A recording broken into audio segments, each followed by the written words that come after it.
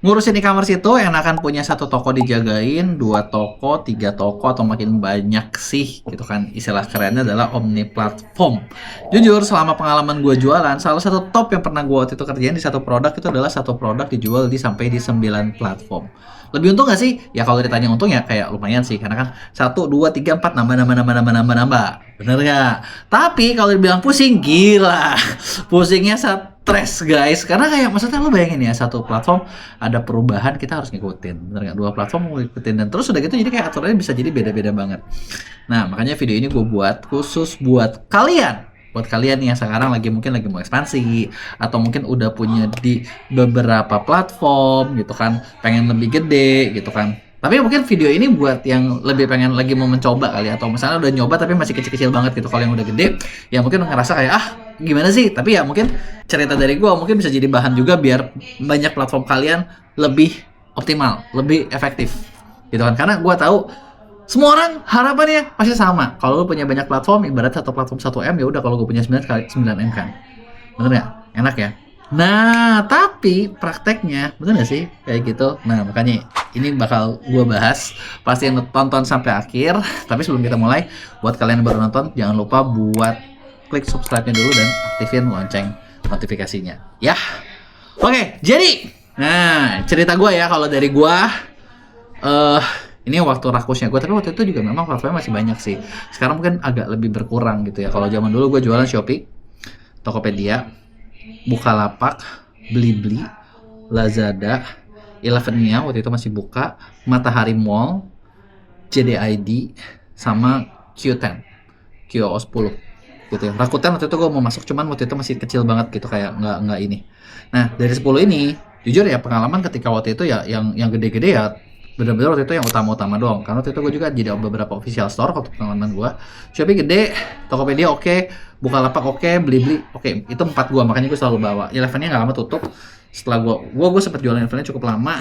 Lazada, gue nggak ngerti kenapa dengan Lazada, tapi kayak buat gue tuh agak susah gitu kan, susah buat growth gitu kan. Terus udah gitu apalagi ya, QO dulu oke, gue punya pasar waktu itu beberapa kali kiriman sampai ke Singapura, harganya bagus banget. Tapi setelah itu ya udah. JDID waktu itu juga oke, cuman nggak lama tutup, dan katanya sih JDID mau balik lagi, katanya ya Jingdong itu mau balik lagi ke Indo karena dia ternyata salah satu e-commerce 3 besar di China. Terus apalagi tadi, Matahari Mall nggak lama juga karena umurnya itu pendek gitu kan. Tapi kalau kita lihat sekarang nih yang real gitu ya, berapa sih potensi yang bisa lu buka gitu kan. Sekarang kan mungkin Shopee, Tokopedia, TikTok, bener ya, Lazada gitu kan, Blibli masih ada. Terus apalagi ya sekarang ya, kayaknya mungkin JD lah nanti bisa jadi masuk lagi, berarti ke 6 atau mungkin 7 website. Oh iya, gue juga ada website sendiri. Jadi gua topnya sampai ke 10 11 gitu ya. Nah, plusnya apa gitu ya? Plusnya ya pastilah kalau lu punya ini kan sumber channelnya jadi macam-macam, trafficnya jadi macam-macam, opsinya jadi lebih banyak. Dan kadang misalnya kalau yang gua ngalamin dulu adalah di satu platform kita dapat diskon apa, di platform lain kita kagak dapat gitu kan. Jadi di satu platform ketika orang yang belinya ya buat para pencari diskon, mereka ngelihatnya oh yang di sini lebih murah, ya udah mereka di sini. Tapi kadang itu juga jadi kelemahan guys, karena kenapa ya, mereka kan nyari diskon nih, mereka ngelihat gitu kan. Kita misalnya mereka suka beli adalah checkoutnya di Shopee misalnya, di Shopee kita nggak dapat diskon dan toko lain yang dapat, bisa jadi kita kelihatan kalah gitu kan. Cuman ya kerennya lagi adalah selain punya opsi tempat jualan, kalau lu punya omni platform itu kelihatan serius, kayak wow dia ini banget gitu kan gitu. Cuman harapannya kalau ditanya bisa nggak sih satu platform kayak tadi ya gede sam, jujur di pengalaman gue susah. Kenapa? Karena fokus udah pasti kepecah banget. Fokusnya kepecah banget, setiap platform pasti punya aturan sendiri. Kadang kita harus ngikutin, dan kadang maksud gue gini, pengennya kan kadang kita cuma bisa tinggal mirror gitu ya, bikin SKU di sini, mirror di situ. Tapi kalian nyadar gak sih sekarang nggak bisa gitu guys. Jadi kayak contoh gini, yang kerasa ya di Shopee mungkin lo bisa bikin gambar yang mungkin lebih meriah, lebih ceria, tapi di TikTok atau Tokopedia sekarang harus lebih kalem. Di mana beda lagi yang artinya lu bener-bener kayak sesimpel gini. Ini menurut gue bikin SKU tuh paling simpel. Bikin SKU aja lu bener-bener harus bener-bener harus fokus banget gitu loh. Harus fokus banget, harus bener-bener diperhatiin banget. Itu padahal baru ngomong satu poin SKU. Kita belum ngomong yang lain-lain. Bener ya? Aturannya beda. Itu yang pertama. Yang kedua, iklannya.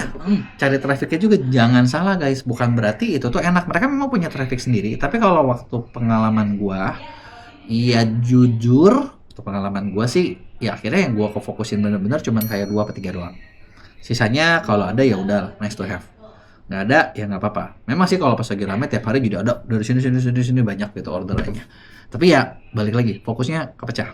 Dan fokus ini sebenarnya gini, kalau lo mau bener-bener gede di setiap platform, kadang kita perlu punya tim yang beda-beda juga. Kagak bisa tuh lo tim samain semua. Apalagi kalau caranya level admin.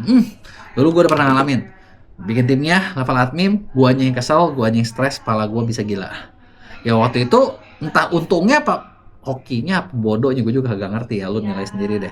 Karena produk yang gue jual waktu itu maksudnya bisa dibilang satu produk reselleran yang maksudnya gue nggak ada inovasi apapun, ya gue memang nggak perlu mikir produk, jadi ukuran gue adalah cuma jualan situ doang.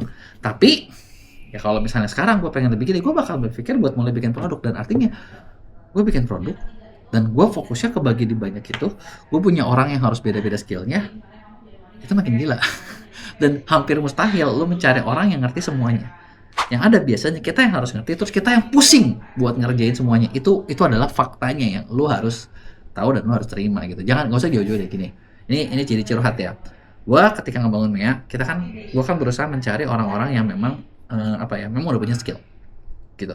Jadi di tempat gua orang lamar, kalau lu nggak punya skill, lupain. Sorry, kita nggak ada waktu buat dalam tanda kutip ngajarin pemula. Bukan apa-apa ya, memang beneran gak ada waktu gitu, kerjaan kita banyak dan kita pengen fokusnya adalah semua klien kita grow gitu. Jadi kalau kalian kerja sama Mea, kayak gue tuh pengennya setiap kuartal ya omset tuh naik terus, itu kan yang lu mau.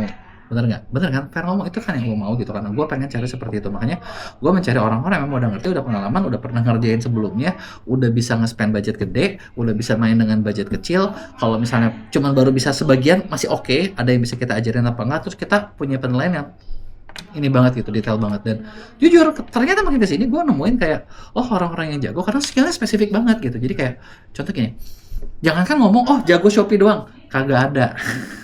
Serius yang gue temuin ya, misalnya satu orang nih, dia ngerti tentang Shopee, tentang optimization, oke gitu ya. Tapi Shopee tuh mungkin kayak dia cuma spesifik kalau baju dia jago. Ketika ngomongin beauty bisa jadi dia nggak jago-jago amat. Ketika ada yang jago di beauty bisa jadi nggak jago di fashion misalnya, nggak jago di makanan, nggak jago di mana. Jadi kadang kayak tim kita akhirnya jadi makin banyak. Dan lo bayangin, lo punya banyak toko, lo harus punya tim sebanyak itu. Bisa gila. Kagak cukup nanti untung buat gajinya, percaya sama gua, habis gitu. Dan ketiga, biayanya udah pasti bengkak. Bengkaknya kenapa? Iklannya, timnya gitu kan. Itu semua adalah biaya. Belum lagi waktunya. Kadang pengiriman itu kan cut off time-nya beda-beda. Ya. Jadi kayak lu makin puyeng kan cost-nya gitu kan. Nah, solusinya apa? Sebenarnya solusinya ya sebenarnya gini, tergantung sih. Ini kan setiap level bisnis beda ya maksud gua. Ada yang level bisnisnya mungkin sekarang udah punya beberapa kuat. Ada yang mungkin level bisnisnya beda. Kalau yang mungkin masih belum gede, menurut gua fokus dulu satu tempat. Lu bener-bener satu tempat rame, bagus, gede. Udah gitu mulai ngelebar. Itu kalau yang misalnya belum tahu mana yang kuat. Gitu kan. Kalau yang udah kuat, misalnya oke, gua udah kuat banget kok di sini. Berarti udah waktunya expand belum nih? Nah, jadi kan pertanyaan. Nah, jadi kapan nih waktunya kita mulai bisa expand? Pasti sebenarnya ada beberapa jawaban. Pertama, platform yang udah satu lu kuasai, itu udah berhasil. Gitu ya, lu udah punya data dari platform sebelumnya yang bisa jadi tolak ukur produk mana yang laku, kapan waktu orang beli, dan lain sebagainya. Tapi, data itu aja bisa jadi ketika lu pindah, beda. Produknya bisa jadi beda. Gitu, dan jangan sampai gini, keteteran dalam produksi barangnya. Gitu ya, lu punya produk yang konsisten closing, alur operasional udah rapih, ini wajib. Karena ketika misalnya gini, kita beda ini aja karena sering salah gitu loh, tau gak? Alur operasional ini nih, pengiriman ini nih yang harus udah rapih. Dan yang penting adalah lu punya cash flow sehat, artinya ada duitnya. Jangan sampai gini, order lu banyak, tapi kayak gue dulu pernah ngalamin, order gue banyak, tapi modal gue gak gede-gede amat. Yang jadi masalah adalah barang dari e-commerce, itu kan duitnya cairnya nanti, belakangan. Nah, buat kalau lu nalangin. Sehat nggak lo? Kalau lo nggak sehat atau lo nggak punya modal tambahan, repot. Nah, poin-poin ini nih, kalau misalnya lo abaikan gitu kan, banyak banget kan seller suka ngide, buka toko tanpa pertimbangan, langsung hajar semua, repot. Nah, kesalahannya apa gitu kan? Kesalahannya karena biasanya yang namanya seller banyak yang nggak sabaran, nganggap enteng, dan jadinya adalah yang dilakukan adalah kesalahan-kesalahan fatal yang bikin tokonya ya makin jadi kayak stuck lagi gitu kan. Karena ya jangan sampai gini, memang buka toko gratis sih. Dan banyak platform juga nyediain kok kalau toko lo oke, disalinin sama mereka. Cobain deh di sini, gitu kan. Tapi, nah kalau lu belum benar-benar profit, cash flow lu belum benar-benar sehat, duit lu belum benar-benar kuat, makin banyak yang gitu, artinya ya duit lu juga makin banyak kan yang hilang. Bener nggak?